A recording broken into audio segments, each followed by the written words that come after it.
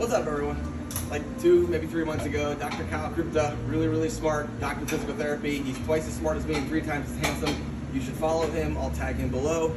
Talked about doing your RDLs, or stiff leg deadlifts, with toes pinned up, putting you into what's called dorsiflexion. Toes up this way, because it increases the activation of your hamstrings and it helps unlock your hinge pattern.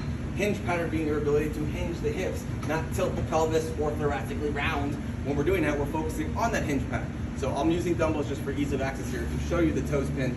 The Olympic platform works really well. I'm just gonna grab these fancy pan shiny chrome dumbbells here. With the toes pinned, it allows me to push my hip back, and as I pull back up, really recruit the hamstrings into that hip extension, as opposed to being flat, where a lot of people start thoracically rounding or tilting their pelvis, which kind of deactivates the hamstrings, it lengthens them.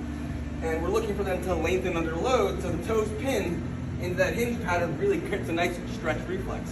So we're gonna open them up and drop them in, but we're opening through the hinge, not the tilt. This doesn't just apply though to the RDL. This really applies to the glute ham raise, which 90%, I'm being generous, people butcher that shit. They go into lumbar extension and it becomes a low back raise, not a glute or a hamstring raise. Hope I don't fall backwards. So Riley's following me this way. I personally hate actual glute ham raises. 1, because I can't do them. I have no PCL on my back knee from a sprinting incident in about 2003 or 4. So I can't actually load my knee in that upright position.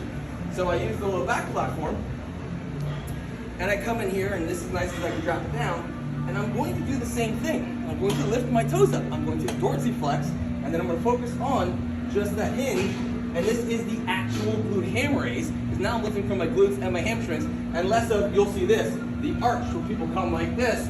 That's a low back raise.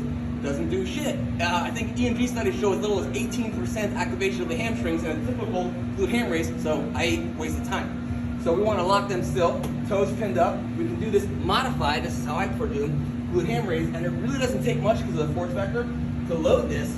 It's a freaking 10-pound dumbbell, toes are pinned, goblet style, and ouch. That's a lot of hamstring, adductor, and glute. A lot.